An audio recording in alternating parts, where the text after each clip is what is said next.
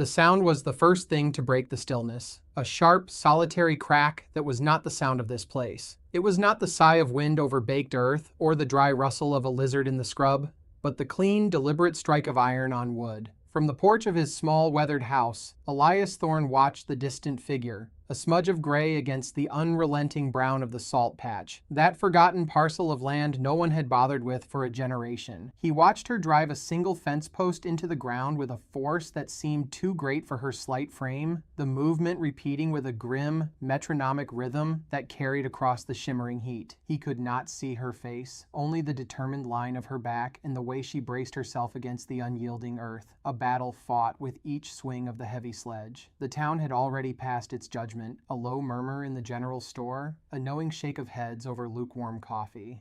They said the land was cursed, salted by a spiteful man long dead, or poisoned by some deep mineral spring that soured the soil and broke the spirits of anyone foolish enough to try and tame it. They gave the woman a month, maybe 2 if she was stubborn. Elias gave her until the first real heat of summer. He had seen men, stronger and better equipped, walk away from that land with nothing but dust in their pockets and a hollow look in their eyes. He knew its truths. The ground was packed as hard as stone, the creek bed was a ghost of what it once was, and the sun held no mercy, bleaching the sky to a pale, indifferent white for weeks on end. He watched her work until the sun dipped low, painting the sky in brutal streaks of orange and purple, and even after her silhouette had faded into the dusk, he could still hear the echo of that hammer, a lonely heartbeat in the vast and unforgiving silence.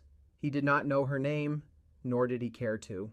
She was a temporary thing, a brief and foolish argument against the inevitable, and the land would have its way. It always did. He turned and went inside, the scrape of his boots on the wooden floor, the only sound in his own quiet world. But the rhythm of her labor stayed with him, an unwelcome guest in the quiet architecture of his solitude. Days bled into one another, each hotter and drier than the last. Elias's life was a map of familiar routes and repeated tasks, a litany of chores that began before sunrise and ended long after sunset. He mended fences along the northern ridge, his hands working the wire with an economy of motion that came from years of practice, his thoughts as quiet and orderly as the neat rows of his own small vegetable garden, which he watered from a deep and reliable well. He rode the perimeter of his property, his horse picking its way over the rocky terrain, his gaze sweeping the horizon out of habit, cataloging the subtle shifts in the landscape. And always, his eyes would drift to the east, to the salt patch, where the woman continued her impossible work. He learned her shape, the determined set of her shoulders as she hauled buckets of water from a hand-dug seep near the dry creek, the slow, methodical way she cleared rocks from a small plot of land, stacking them into low, neat walls that snaked across the dusty ground. She moved with a purpose that bordered on obsession. Her world shrunk to the few acres of worthless soil she had claimed as her own. She did not look for help, and she did not seem to notice the occasional rider who would pause on the road to watch her, a curiosity to be observed and discussed later in town. She simply worked. He saw her in the merciless glare of noon, her face shielded by a wide-brimmed hat, and he saw her in the long, cool shadows of evening, still moving, still building, still fighting her silent war against the dust. A part of him, the practical, hardened part that had learned survival through loss, felt a grim certainty about her failure. It was a mathematical equation. The sun, the soil, the lack of water, it all added up to defeat. But another, quieter part of him, a part he rarely acknowledged, began to feel a sliver of something else. It was not pity, for she did not carry herself like someone who needed it. It was a kind of grudging respect, a recognition of a will as unyielding as the ground she sought to break. He had built his own life on that same principle, on the belief that a person's worth was measured not by what they were given, but by what they could endure. He would spend a long time afterward wondering when, exactly, the sight of her labor stopped being a forecast of failure and started to feel like a quiet question aimed directly at him. Afternoon. The heat was a physical weight, pressing down on the town of Redemption, silencing even the usual drone of flies in the street. Elias had ridden in for supplies, a rare trip he made only when necessary, and he tied his horse in the thin strip of shade outside the mercantile. Inside, the air was thick with the smell of sawdust, cured leather, and stale coffee. Silas Croft was holding court near the counter, leaning against a barrel of nails, his voice smooth and confident. Croft owned the largest ranch in the valley, and he wore his prosperity like a well-tailored coat, his silver belt buckle gleaming in the dim light. He was a man whose cruelty was always polite, delivered with a smile that never quite reached his cold, calculating eyes. He was talking about the woman, the one on the salt patch. "A fool's errand," Croft said, loud enough for the half-dozen men in the store to hear. He took a slow sip of whiskey from a flask.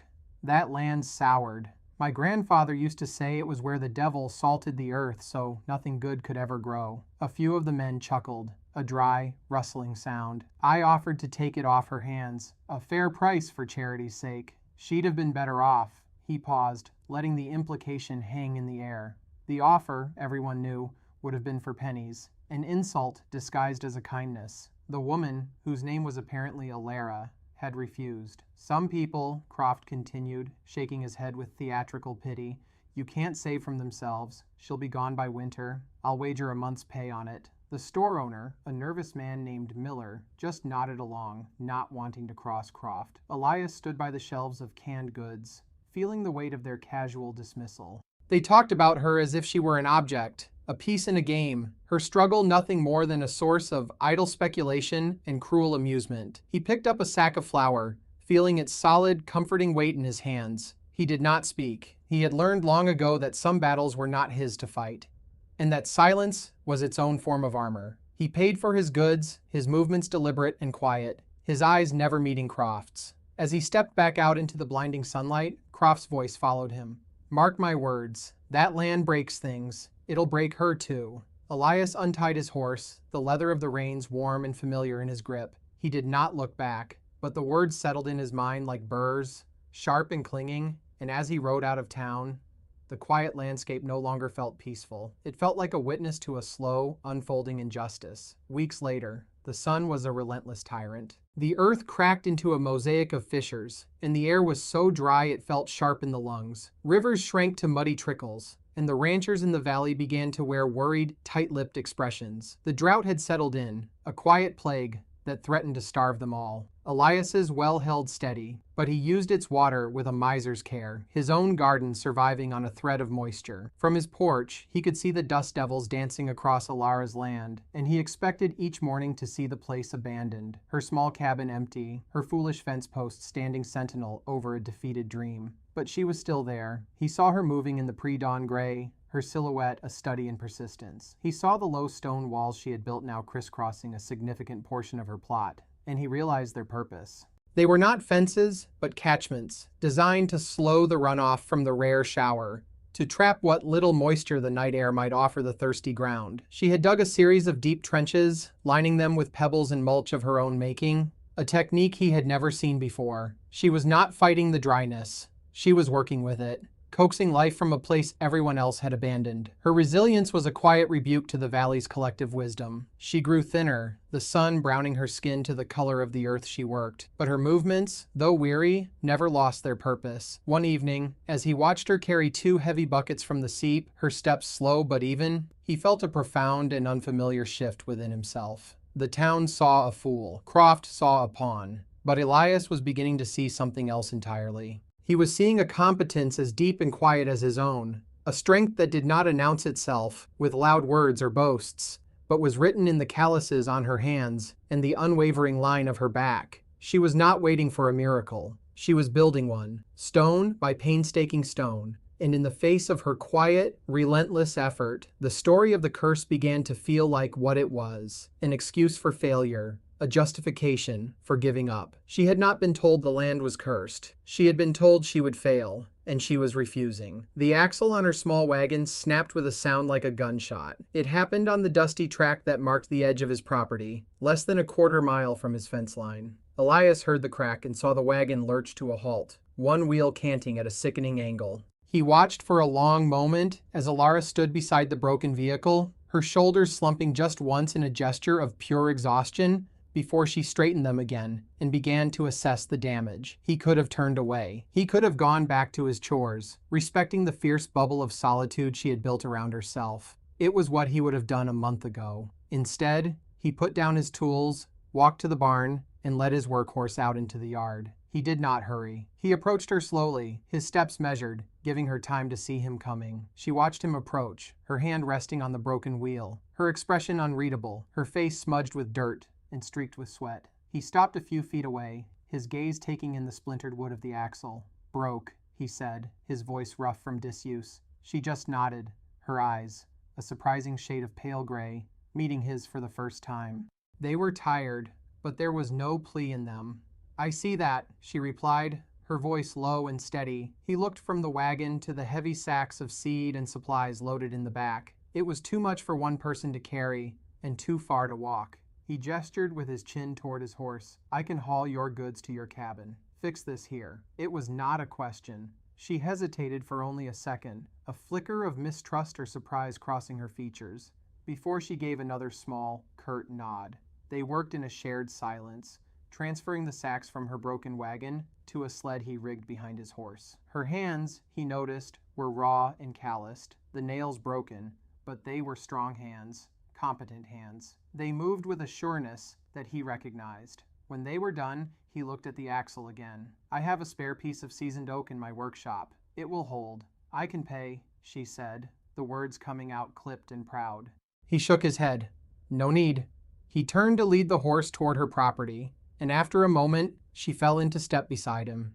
They walked across the dry, cracked earth, the only sounds the clink of the harness and the soft thud of their footsteps in the dust. The silence between them was not awkward. It was the comfortable quiet of two people who understood the language of hard work, who knew that some things did not need to be spoken aloud. The drought tightened its grip. The sky remained a vast, empty bowl of blue, offering no promise of relief. The creek that bisected the valley floor, the one that fed most of the smaller ranches, dwindled until it was nothing more than a series of stagnant pools connected by a dark ribbon of mud. Silas Croft, whose property lay upstream, had built a new, larger dam, hoarding the water for his own vast herds. His actions, legal but immoral, a quiet declaration of war on his neighbors. Men gathered in the store, their voices low and angry, but no one dared to challenge him directly. His power was too entrenched, his influence too wide. The valley began to suffer in earnest. Pastures turned to brown stubble, cattle grew thin, and the small gardens that supplemented most families' larders withered on the stalk. The land felt brittle, ready to ignite, and the mood of the people grew just as volatile. They looked for someone to blame, and their eyes, guided by Croft's casual pronouncements, often fell on the woman at the salt patch. The curse, once a piece of local folklore, was spoken of now with a new, sharper edge. Her presence, her stubborn refusal to fail, felt like a provocation, an unnatural thing in a season of decay. They said she was drawing the bad luck down on them all, that her unnatural efforts were angering the land itself. The whispers followed her when she made her rare trips to town, a wave of coldness that was more isolating than any fence. She ignored them, her back straight, her gaze fixed ahead, but Elias saw the way her hands tightened on her basket, the subtle tension in her jaw. He saw the loneliness that clung to her like the dust of her fields. He found himself watching her property not with skepticism, but with a kind of protective anxiety, a feeling so foreign it was unsettling. He was a man who had built his life around minding his own business, and yet he found his business was slowly, inexorably, becoming the fate of the solitary woman on the cursed land. He felt the injustice of it like a stone in his gut. She was working harder than any of them, asking for nothing, and in return, they were making her a scapegoat for their own fear. Then, the bloom. It started as a rumor, a disbelieving whisper from a rider who had passed her property at dawn. He claimed to have seen a patch of impossible green against the brown expanse of her land. No one believed him. It was a trick of the light, they said, a mirage born of the relentless heat. But the rumor persisted, and soon others made excuses to ride that way, to see for themselves, and they saw it, a small, defiant rectangle of vibrant green, nestled within her stone walls. It was a field of some hardy desert grain, a crop no one else in the valley grew, its stalks lush and healthy, thriving in the baked soil. It was not a miracle. It was the result of her meticulous work. The deep, mulched trenches that held moisture, the stone walls that captured dew, the careful selection of a seed that could survive where others could not. It was the culmination of knowledge passed down through generations, knowledge the valley had forgotten or never possessed. To the townspeople, however, it looked like magic, an unnatural and unsettling pocket of life in a dying landscape. It did not inspire awe, it inspired suspicion. How could she have water when their wells were running dry?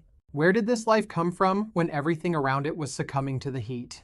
The whispers grew louder, darker. Silas Croft rode by himself one afternoon, his horse prancing nervously at the edge of her property. He sat in his saddle for a long time, staring at the patch of green, his face a mask of cold fury. This small, impossible success was a direct challenge to his narrative, an affront to his control. Her victory made a lie of his pronouncements about the cursed land. It suggested that the failure was not in the soil, but in the men who had worked it. Elias saw him from his porch, a dark figure against the pale sky, and he knew, with a certainty that chilled him despite the heat, that Croft would not let this stand. The woman's quiet triumph had not earned her a place among them. It had made her a target. That night, the air grew heavy, the sky to the west turning a bruised, ominous purple. A storm was coming, but it was a dry storm, one that promised more wind and lightning than rain. It was the kind of storm that started fires. Elias was securing his barn when he saw the flicker of lanterns moving toward Alara's property. 3 riders, their shapes indistinct in the gathering gloom. He recognized the confident posture of Silas Croft in the lead. He felt a cold knot tighten in his stomach. This was it.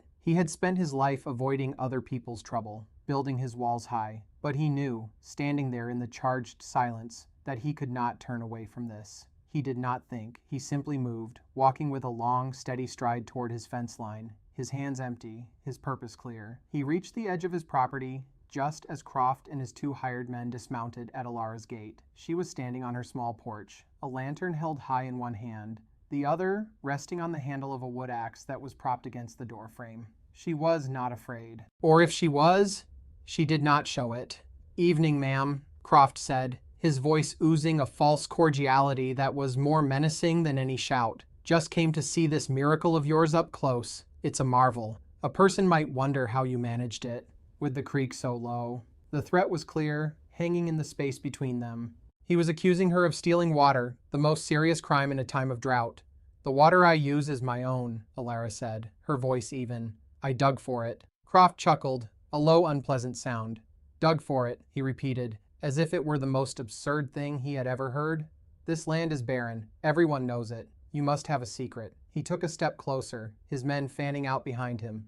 "I've come to make you a final offer, for the good of the valley. Sell this patch to me, I'll see you get a fair price, and you can leave this unlucky place behind." "This is my home," she said. "It is not for sale." Croft's smile vanished. "I think you'll find it is," he said, his voice turning hard and cold. "Some things aren't a matter of choice." He gestured to one of his men, who started walking toward her small green field with a lit torch. The intention was unmistakable. If he couldn't have it, he would destroy it. "That's enough, Silas." Elias's voice cut through the tension, calm and steady. He had not shouted, but the words carried an undeniable weight. All 4 of them turned to look at him as he stepped through the gap in the fence, coming to stand a few feet beside Alara. He did not look at her. He kept his eyes fixed on Croft. Silas Croft stared at Elias, his face a mixture of surprise and irritation. He was not used to being challenged, least of all by a man as quiet and reclusive as Thorne. "This isn't your concern, Elias," Croft said, recovering his composure, his voice tight with annoyance. "This is a community matter." "This is her land," Elias replied, his voice still low, still calm. He took another step forward, placing himself slightly in front of Alara, a silent, unassuming shield. "You've said your piece. Now you and your men can ride on." The 2 hired hands looked uncertainly from Croft to Elias. They were paid for intimidation, not for a direct confrontation with a man who, while quiet, had a reputation for being as solid and unmovable as the granite hills behind his home. They knew his story, the one he never spoke of. The story of how he had built his ranch from nothing after losing everything. A man like that was not easily broken. Croft's eyes narrowed. He was a man accustomed to power, and this quiet defiance was an infuriating obstacle. He searched for a weakness, a way to regain control. "She's brought a curse on this valley," he sneered, trying to rally the old narrative. "Her unnatural farming is why the rain won't come." Elias did not even blink. "The only curse here," he said, his gaze unwavering, "is a man who dams a river in a drought while his neighbor's cattle die of thirst." The accusation, spoken so plainly, landed with the force of a physical blow. It was the truth everyone knew, but no one dared to speak. In that moment, the power shifted. Croft was no longer the righteous landowner. He was a bully and a hoarder, exposed by a few simple words. He looked from Elias's stony face to Alara's resolute one, and he saw two people who would not be moved. He saw the torch still flickering in his man's hand, and he understood that using it now would not be seen as justice, but as a petty, cruel act of vengeance. With a final, venomous glare, he gave a curt jerk of his head. "Let's go." His men needed no further encouragement. They mounted their horses quickly, eager to be away. Croft swung himself into the saddle, his movements stiff with anger. He looked down at Elias one last time. "This isn't over." Then he spurred his horse and galloped away into the darkness, his men trailing behind him like shadows. Silence descended again, thick and heavy. The wind picked up, whipping dust around their feet. Alara slowly lowered the lantern, her knuckles white where she gripped the handle. Elias stood for a long moment, watching the riders disappear, before he finally turned to her. He just looked at her, at the small defiant homestead she had built, at the impossible patch of green that rustled in the wind. He gave a single, slow nod, an acknowledgement, a promise, a beginning, and then, as if on cue, the first fat drop of rain struck the dusty ground between them. Weeks later, the rains had come, gentle at first, then more insistent, a slow, steady soaking that quenched the thirsty earth and broke the back of the drought. The creek began to run again, and a fragile carpet of green returned to the valley pastures. The story of that night on the salt patch traveled through the community, passed in quiet conversations, embellished and altered in the telling, but the core of it remained the same. Elias Thorne had stood up to Silas Croft, and he had not done it for himself. The town's perception of Alara Vance shifted. She was no longer the foolish outsider or the bringer of bad luck. Her field of grain, now tall and golden, was a testament not to a curse, but to a kind of wisdom the valley had lost. They began to see her not with suspicion, but with a quiet, grudging admiration. They saw a woman who had faced down the worst the land and its people could offer, and she had not only endured, she had prevailed. Her curse had become their harvest. One afternoon, Elias was mending a stretch of fence along the property line he now shared with her. He worked with his usual quiet efficiency, his hands sure and steady. He heard footsteps and looked up to see her approaching, carrying a small, cloth-wrapped bundle. She stopped on her side of the fence, the newly strung wire, a symbolic, permeable boundary between their two worlds. "I wanted to thank you," she said, her voice clear in the still afternoon air. He just nodded, continuing to twist a length of wire. "You didn't have to do what you did." "Yes, I did," he said, his voice low. It was the simplest of truths. He paused in his work, wiping his hands on his trousers, and finally met her gaze. He saw the exhaustion that still lived behind her eyes, but he also saw a strength that was now settled and sure. She held out the bundle. "It's bread," she said, "from my own grain." He reached across the fence and took it from her. It was still warm, its weight solid and real in his hands. He could smell the rich, nutty scent of the flour. It smelled like hard work and stubborn hope. It smelled like life. "Thank you," he said, the words feeling inadequate. She gave him a small, rare smile, a brief flicker of light that transformed her tired face. "We are neighbors," she said, as if that explained everything, and in a way it did. They stood there for a moment in the quiet sunlight, two solitary people who were no longer quite so alone, separated by a fence, but bound by a shared understanding of what it took to make something grow in a hard and unforgiving place. The land between them was no longer cursed. It was just land, and it was, finally, beginning to bloom. Sometimes, a place is just a place, a patch of dry ground, a stretch of empty sky, a quiet life built on routine and silence. We tell ourselves stories about these places and about the people in them. We call them cursed or broken or lost. We do it because it's easier than admitting the truth, that we are afraid. Afraid of the hard work, afraid of the failure, afraid of what it might ask of us to try and make something bloom in the dust. We look at a person who dares to try, who brings their own water to a barren land, and we call them a fool, because their hope is a mirror that shows us our own resignation. But what if the curse is not in the soil, but in the story we tell about it? What if the only thing required to break it is one person's refusal to believe? One person who is willing to swing a hammer in the silence, to stack stones against the wind, to see the potential for life where everyone else has only ever seen an ending. The world will always have its share of cursed ground, and people who are quick to tell you all the reasons why you will fail. The question is not whether you will listen. The question is, what will you choose to grow anyway? Thank you for spending your time with us here. If this story found a home with you, a simple like is the greatest compliment you can give. It allows us to continue bringing these stories to life. Until we meet again, be well, and be the one who sees the promise in the unforgiving earth.